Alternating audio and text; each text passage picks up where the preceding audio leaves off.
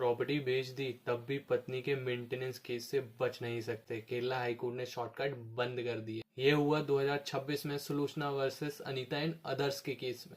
पहले समझो मेंटेनेंस होता क्या है। मेंटेनेंस का मतलब वाइफ को खाने का खर्चा, रहने का खर्चा, कपड़े, मेडिकल, बेसिक लाइफ एक्सपेंस, मतलब पत्नी को पूरी रिस्पेक्ट के साथ जीवन जीने का खर्चा। मेंटेनेंस का केस पता चलते ही सबसे पहले हस्बैंड प्रॉपर्टी सोल्ड, टेंशन खत्म, अब पत्नी का क्लेम नहीं हो सकता। Kerala high court considered it as a bad intention. Court highlight section 28 of Hindu adoption and maintenance act and section 39 of transfer of property act. Maintenance सिर्फ पैसा नहीं, लीगल राइट है और ये हस्बैंड की प्रॉपर्टी तक फॉलो करता है।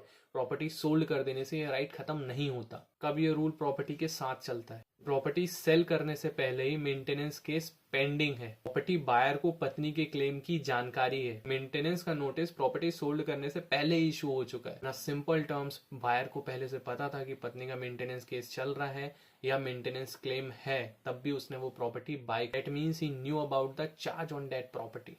प्रॉपर्टी बेच कर भी पत्नी के लीगल हक से कोई नहीं बच सकता।